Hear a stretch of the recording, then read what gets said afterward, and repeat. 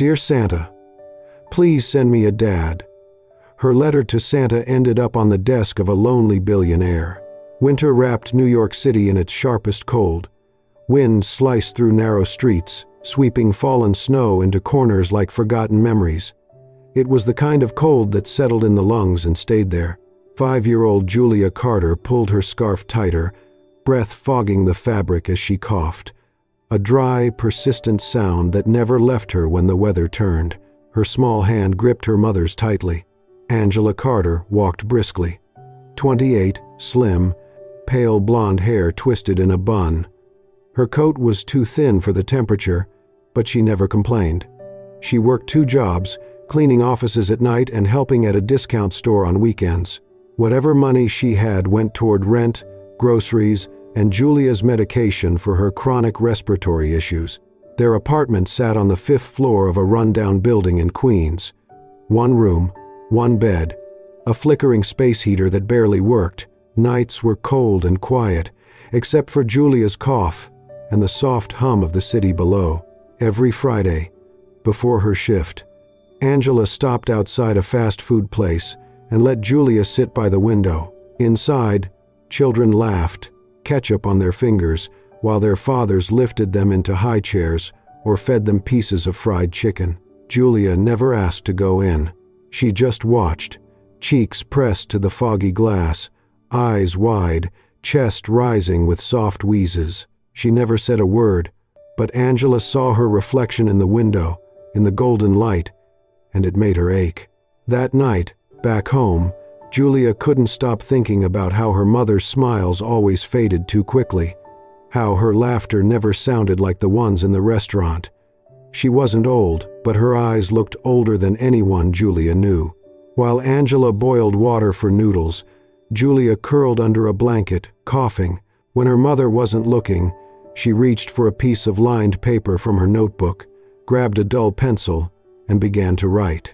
Dear Santa, please send me a dad. Not for me, but for Mommy too. I think she's lonely. Love, Julia Carter. Mommy, Angela. Beneath the words, she drew a picture. 3 people, tall man, smiling woman with a bun, and a curly-haired girl in the middle. They were all holding hands, all laughing. She folded the letter carefully, tucked it into her backpack, and waited for the right moment to send it. The next day, Angela took Julia grocery shopping. The sky was steel gray, the wind harsher. Julia coughed almost the whole way. Angela had no choice but to bring her. Childcare was too expensive, and the neighbor who sometimes helped was out of town. At the store, as Angela counted change at checkout, Julia spotted it outside, a bright red box beside the building, labeled in bold white letters, Customer Suggestions, Grayson Holdings. But to Julia, it looked exactly like a mailbox for Santa Claus. She tiptoed forward, pulled the letter from her backpack, and slipped it into the slot. Her lips moved silently. Please find him, Santa. Angela turned just as Julia came skipping back. What were you doing, honey? Nothing, Julia said, smiling small. Angela tousled her curls, unaware. She didn't see the letter disappear inside a box that wasn't magical, but would soon become part of something close. Monday morning, top floor of Grayson Holdings. CEO Kevin Grayson sifted through a pile of printed customer feedback left by his assistant. 34. Sharp-suited, brilliant, emotionally distant, he reviewed the notes with mechanical focus. Most were the same. Complaints, requests, complaints again. Then, between 2 forms, a piece of notebook paper fluttered down. Unofficial, childlike. He frowned, opened it. Dear Santa, please send me a dad. He froze. Love, Julia Carter. Mommy, Angela. Angela Carter. The name hit him like a sudden jolt. Months earlier, during a small electrical fire in the storage level, a janitorial staff member had saved an elderly man, pulling him out, staying calm, administering first aid. She refused any reward. He remembered going down himself, saw her, ash on her cheek, hand burned, blonde hair pulled back, eyes steady. Angela Carter. Now, her child had written to Santa, Not for toys, but for a father, for her mother. Kevin stared at the drawing. 3 stick figures, smiling. Something caught in his chest. Outside his window, snow had begun to fall. Soft, slow. He held the letter. He didn't smile, didn't speak, but he didn't put it down either. And for the first time in years, something inside him whispered, "Don't ignore this." The office was quiet, the early winter sun barely piercing through the tall glass windows of the Grayson Holdings headquarters. Kevin Grayson sat at his desk, sifting through the weekly collection of suggestion box submissions. Most were typed, stapled, and organized into neat stacks by his assistant. He read them with the same detached focus he applied to every task. Efficient, emotionless. Better lighting in the employee break room. Security needs to double-check ID badges at the west entrance. Please fix the vending machine on floor 7. It ate my dollar again.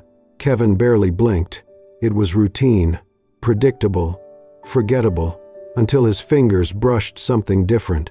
A small piece of paper, hand-folded and tucked messily between 2 formal complaints. No header, no office stationery, just faint pencil markings on the outside, and a crease down the middle as if a child had pressed it shut with careful, clumsy hands. He unfolded it slowly. The first line stopped him cold. "Dear Santa, please send me a dad." Kevin stared at the words for a long moment. Not a joke. Not spam. He read on. A simple drawing. 3 stick figures.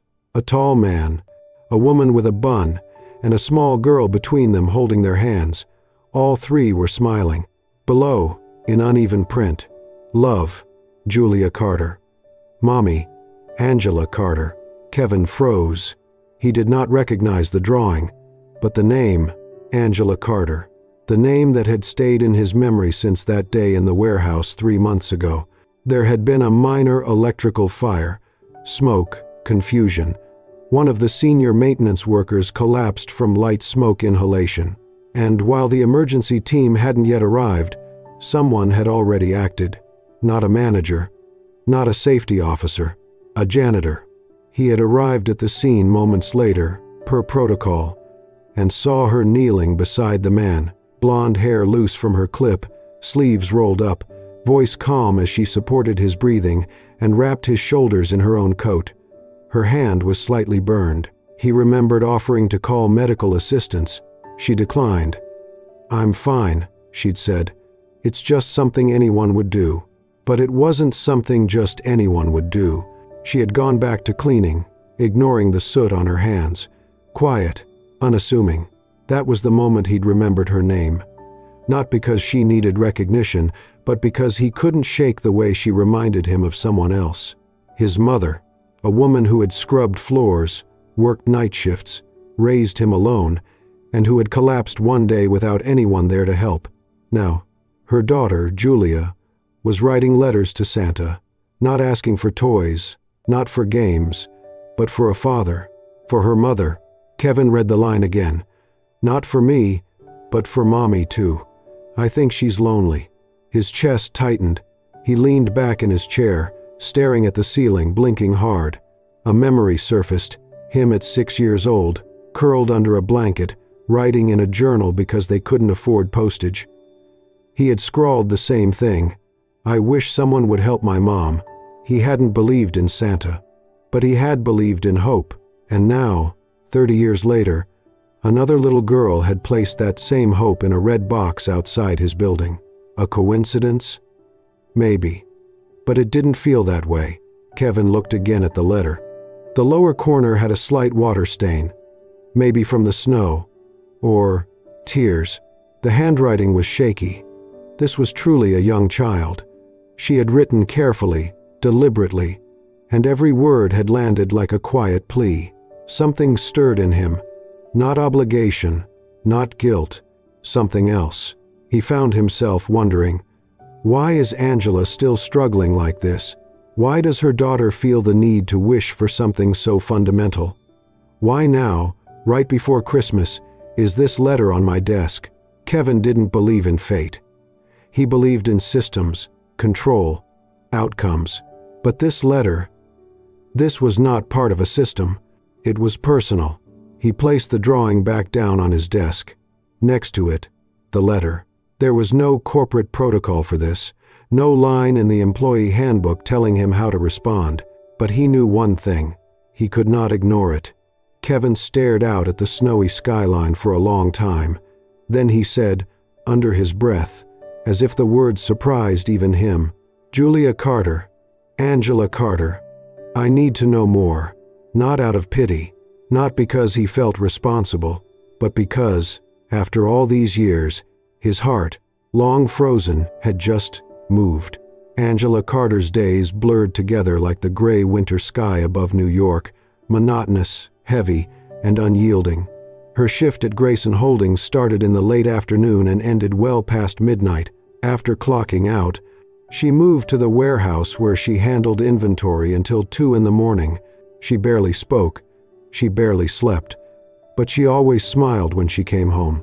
Her daughter, Julia, was waiting on the couch, wrapped in a blanket, her small body curled tight against the cold. As Angela removed her shoes, she coughed, softly at first, then in short bursts that made her lean against the wall to steady her breath.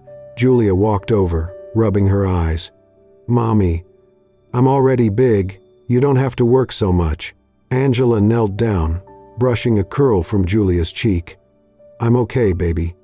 We're okay." But the warmth in her voice couldn't hide the fatigue in her eyes. At work, Angela moved like a shadow, efficient, invisible, forgettable. She greeted people politely, but never lingered. She volunteered for extra shifts, stayed silent when others complained. "She's kind," someone once said, "but it's like she's carrying a whole world we can't see." Angela didn't mind being invisible, until one small moment made her seen.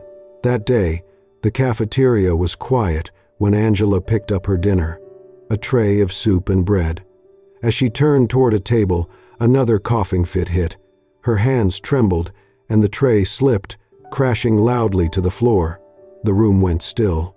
A few interns nearby exchanged looks, some laughing softly. Angela said nothing. She dropped to her knees, picking up the mess with shaking hands.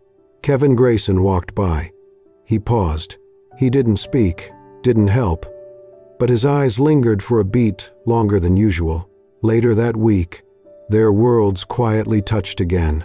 Julia had coughed through the night. She had a mild fever, and daycare wasn't an option.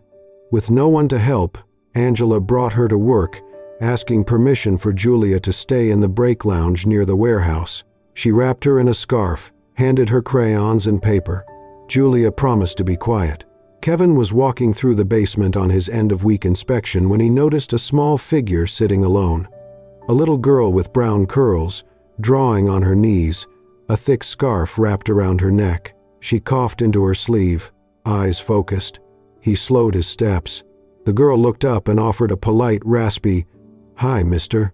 He blinked, surprised. He sat on the bench across from her. "What's your name?" he asked. "Julia Carter." The world tilted just slightly. His gaze dropped to her drawing. 3 figures. A small one in the middle, smiling. "What are you drawing?" "Me, and Mommy, and someone else. I don't know him yet, but Mommy needs him too." Kevin couldn't answer. Could barely breathe. Angela appeared, breathless. "I'm so sorry, Mr. Grayson. I'll take her out." Kevin stood, calm. "It's all right. Let her rest. Kids get cold easier than we do." Angela hesitated, then nodded, guiding Julia's hand back to the crayons. Kevin walked away, but something in him stayed behind. Back in his office, he opened Julia's letter again. Before, it had been sweet. Now, it was real. He unfolded the drawing inside. It matched the one she'd been sketching. Same 3 stick figures, same warmth, same longing. No more guessing. He knew who she was, and who her mother was, and he knew, quietly, that he couldn't walk away. He was no longer observing from a distance. He had stepped, gently, unexpectedly, into their story, not out of pity, but because something inside him had finally responded to a call he'd buried for years. Kevin Grayson was no longer the same after meeting Julia Carter. He told no one. He changed no routines. But something in him had shifted. Quietly, insistently. He could still hear her voice in his head. "My mom needs him too." Since that day, he had started noticing things he never had before. The staff lounge for evening janitors, too cold, too dim. He had facilities check the heating units and quietly approved a small budget increase for better blankets and basic supplies.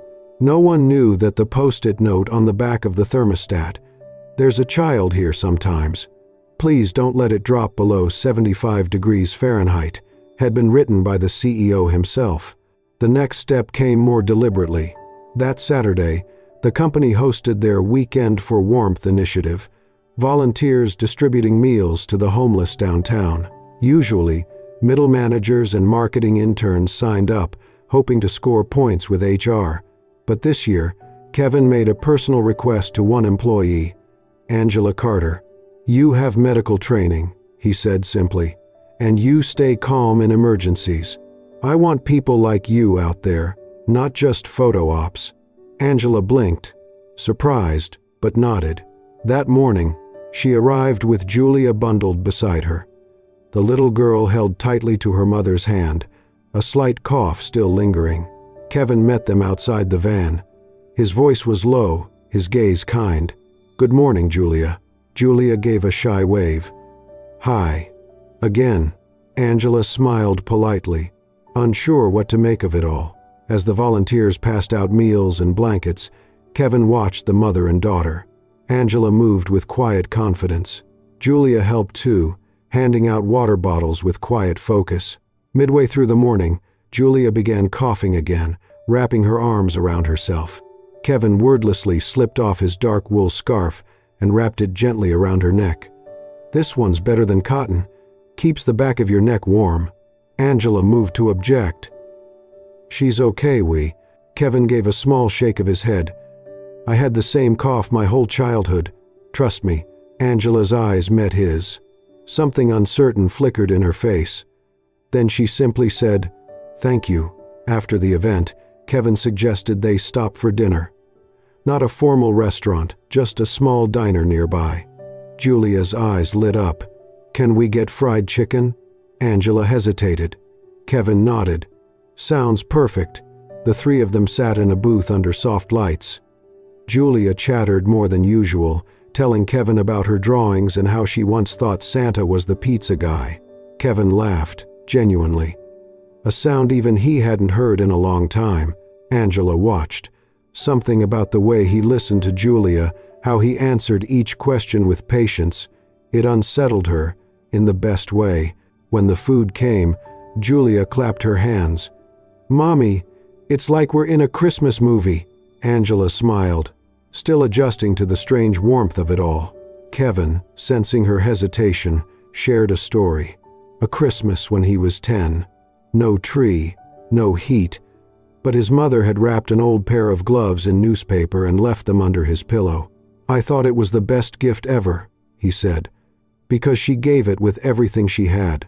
Angela looked down, then slowly back up, her expression shifting. On the ride home, Kevin offered a company car. This time, Angela said yes. As they reached her building, Kevin stepped out and crouched to Julia's level. "If Santa really exists," he asked softly, "and he sent your wish to someone, do you think he chose the right person?" Julia studied him, then smiled, wide, pure. "I think, maybe he did." She reached out and hugged him without hesitation. Angela stood still, heart caught in her throat. She didn't speak. But something in her eyes answered the question he hadn't dared to ask. Julia had begun to see Kevin as something safe, something steady, and in doing so, she quietly opened the door to both her mother's heart and his own. Angela had always drawn careful lines between herself and the world around her. She had to. Distance was safer. But lately, something had begun to shift, something small but impossible to ignore. Julia spoke of Mr. Kevin the way children spoke of fairy tale characters, like he belonged in their world somehow. She brought him up with an innocence that made Angela wary. "Sweetheart, he's a very busy man," Angela said one morning, helping Julia into her coat. "He's the head of the whole company. We shouldn't bother him." Julia paused, looking up with serious brown eyes. "But he looks at you like you're someone really important." Angela blinked, caught off guard. She had no answer. No one had looked at her that way in years. Kevin, on the other hand, had already crossed the line she didn't know she had drawn. Quietly, methodically, without announcement, he had begun to care. When he reviewed employee health screenings and saw Angela flagged for low blood pressure and early-stage kidney strain, something inside him pulled taut. He called an old friend from med school, a trusted internist, and arranged a discreet medical checkup. Angela came in for what she thought was a required wellness screening for night staff. The doctor simply said, "There's someone looking out for you. They just didn't want to make you uncomfortable." Angela walked home afterward, prescription in one hand and something unspoken in the other. But it was the phone call, late one Friday night, that made everything real. Julia had been coughing more that day, but by nightfall, her cheeks were burning and her breathing had grown shallow. Angela took her temperature 3 times, praying it would drop. It didn't. Panic rose in her chest. She considered calling an ambulance, but the looming cost froze her. She scrolled through her contacts and paused on one name, Kevin Grayson. Her thumb hovered, then moved, then pressed call. He answered on the first ring. "I'm on my way. No questions, no hesitation." 20 minutes later, his car pulled up. Angela stood on the curb, Julia in her arms, wrapped in a blanket. Kevin took one look at the child and gently lifted her into his own arms. On the drive to the hospital, they sat in silence. Snow fell in soft waves outside the window, muffling the city into stillness. Kevin finally spoke, voice low. "When I was 7, my mom collapsed during her night shift. I was home alone. I didn't know what to do. I just wished someone would carry her to safety." Angela looked at him. His hands were steady, but his voice held something fragile. At the hospital, Julia was stabilized quickly. The fever was high, but manageable. After the IV drip, her breathing eased. She fell asleep, fingers curled around the blanket. Angela sat beside her, drained. Kevin pulled up a chair on the other side. They didn't speak. They didn't need to. Somewhere after midnight, Angela drifted off, and so did he. When Julia opened her eyes hours later, she saw them, her mother, and the man with kind eyes, both asleep, leaning in. She blinked, then reached out and took their hands, pulling them closer. "Mommy," she whispered. "I told Santa I didn't want toys anymore." Kevin stirred. He opened his eyes and looked at Angela. She was already awake, watching Julia with tears quietly welling. Neither spoke. But as their hands rested near Julia's, Kevin reached out, slowly, gently, and took Angela's hand in his. She didn't pull away. And in that quiet hospital room, with snow still falling outside and Julia breathing steady between them, something wordless passed between the two adults. Not a promise, but a beginning. Angela had always believed that resilience meant surviving quietly. But ever since that winter night in the hospital, she had begun to realize that sometimes strength looked a lot like letting someone stay. As her health slowly stabilized, thanks to consistent checkups and better care, Kevin approached her with a proposition. It was not a promotion, not exactly, but something entirely different. He invited her to join a newly formed division, Employee Care and Support, designed to create better policies for workers in vulnerable positions. "I need someone who understands what it means to work 2 jobs and still fall short," Kevin said, his voice calm but sincere. "Not someone with the perfect resume. I need someone real." Angela hesitated. She looked down at her hands, still rough from years of cleaning, and admitted softly, "I was in my final year studying biotechnology. I dropped out when I got pregnant. I never looked back." Kevin didn't flinch. He simply smiled. "Then maybe it's time to look forward." The change was quiet but meaningful. Angela began working days in the new department, learning policy writing, while still picking up extra shifts where needed. Julia, healthier now, started drawing fewer sad houses and more suns with smiling stick figures. One weekend, the company organized a team-building retreat in a lakeside park outside the city. Kevin insisted Angela come. Whether by coincidence or gentle orchestration, she and Julia ended up on Kevin's team for the main event, a silly, spirited game called Triangle Family Challenge. Each team of 3 had to complete obstacles while staying connected, by rope, or holding hands, or answering questions in perfect sync. At first, Angela felt awkward, but Julia's laughter made her loosen. Kevin's quiet steadiness kept her grounded. When Julia slipped on a patch of damp grass, it was Kevin who rushed forward to lift her up, brushing dirt from her knees with surprising tenderness. That evening, as they sat under string lights and drank cocoa by the fire pit, Julia leaned into her mother's side and asked, "Mommy, if someone has 2 people who love them very much, can that be called a family?" Angela blinked, her heart caught in her chest. She ran her fingers gently through Julia's hair and whispered, "Yes, baby, that's exactly what it means." Julia smiled, curling deeper into her coat. "Then I think I have a family now," she said softly. Angela didn't speak. She only looked across the fire, where Kevin sat watching them, not smiling broadly, not trying too hard, just being there. A few days later, Kevin sent Angela a handwritten invitation, not through official channels, not by email. It was tucked into Julia's backpack with a post-it that read, "Your mom's invited too." Angela unfolded the card. It was an invitation to the company's year-end executive dinner. The line at the bottom made her pause. No dress code, just bring the person you love most. For a long time, she considered not going. Those events were never for someone like her. The gowns, the laughter, the glasses of wine held just so. But Julia had found the card and begged, "Please, Mommy, let's go. We'll be together."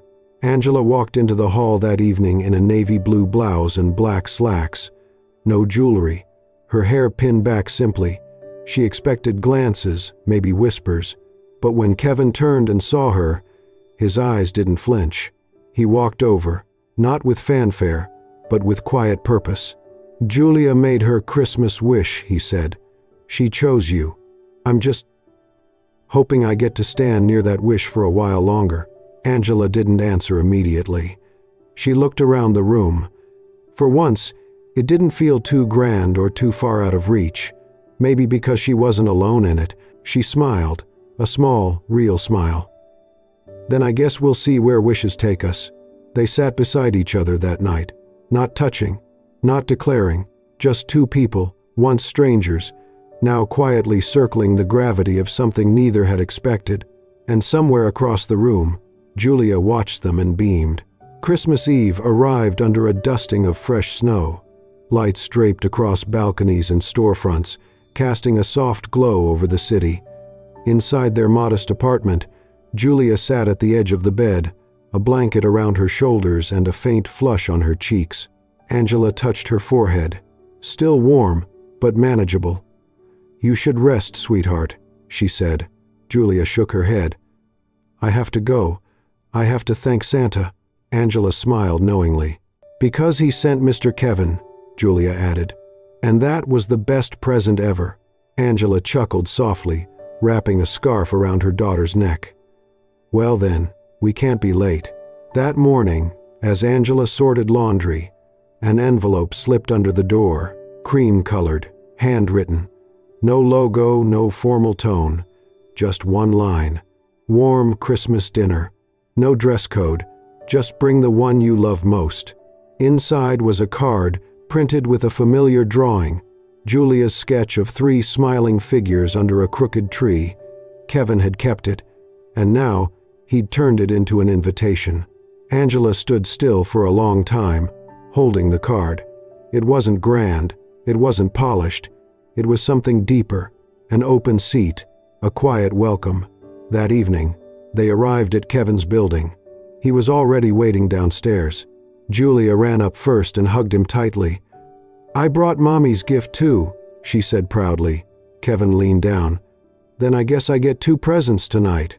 Angela laughed, a soft, genuine sound that felt unfamiliar on her lips. Upstairs, the apartment was simple but warm. A small Christmas tree blinked gently in the corner. Dinner was already set out: pasta, salad, and slightly burnt butter cookies Julia had helped bake. Kevin bit into one and smiled. "Tastes just like the ones my mom used to burn on purpose." Said it made the edges crispy. Angela raised an eyebrow. "Did it?" He grinned. "Not at all." She looked at him quietly for a moment. Then softly, "You don't talk about her much. Do you miss her?" He glanced down. Nodded once. "All the time, especially tonight." Angela didn't ask more. Her silence was enough. A kind of understanding passed between them. After dinner, Kevin walked with Julia to the tree. She sat cross-legged on the floor, rummaging through her pocket. "I have one more thing," she whispered. She pulled out a folded piece of paper and handed it to him. "Dear Santa, I think I already got my gift early. But if it's okay, can I keep it forever? Love, Julia." Kevin read it slowly, his throat tightening. He looked at Julia, then gently pulled her into a hug. Angela stood nearby, quiet, watching. No one said anything grand, no confessions, no speeches, just a shared moment beneath the soft glow of fairy lights. Julia didn't need to explain. Kevin didn't need to ask. Angela didn't need convincing. What they had wasn't loud. It was steady. And this time, Christmas didn't feel cold at all. 1 year later, the city looked the same on the outside. Gray sidewalks, blinking lights, the distant hum of holiday traffic, but everything had changed for Angela. She now spent her mornings in a small classroom downtown, studying nutrition and community care. It was a second chance at the degree she had once left behind. In the afternoons, she worked part-time at a local clinic, applying what she learned to help others who reminded her of herself not too long ago. Julia, now 6, had grown stronger. Her respiratory condition was still monitored closely, but with proper care, and the gentle persistence of the pediatric specialist Kevin had quietly arranged, she hadn't had a serious episode in months. Life was still hard sometimes, but it wasn't lonely anymore. Kevin had stepped down as CEO of Grayson Holdings. The suits, the board meetings, the endless strategic memos, all of it had begun to feel distant, irrelevant. Instead, he had become the senior advisor of a foundation he helped start.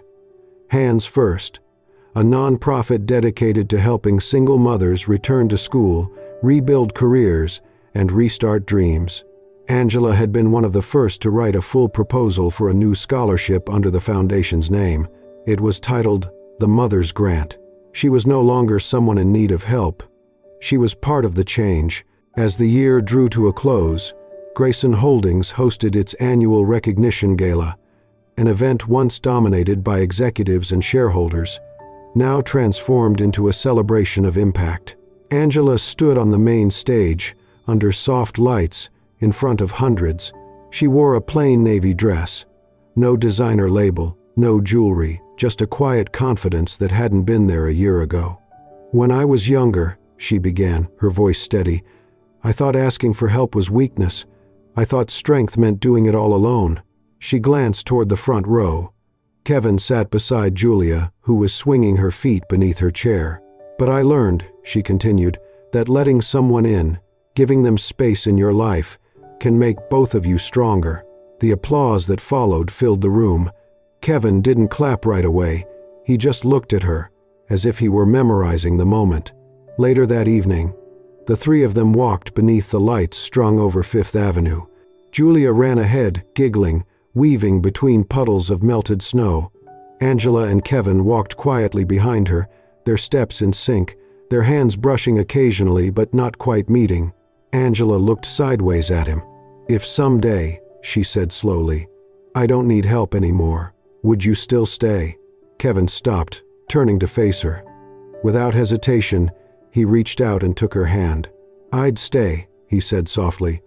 "Not because you need me, but because I need you."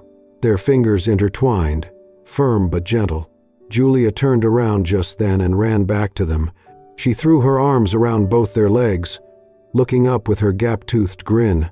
"Mom," she asked, "is Mr. Kevin your boyfriend now?" Angela opened her mouth, but nothing came out. Kevin chuckled. Angela looked at him.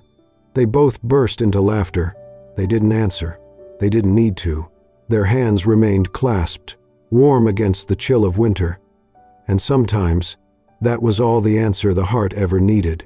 If this story touched your heart the way it touched ours, don't forget to show your love. A single letter changed 3 lives forever, and sometimes all it takes is a little hope and a lot of heart. If you believe in the quiet magic of second chances, in love that grows from kindness,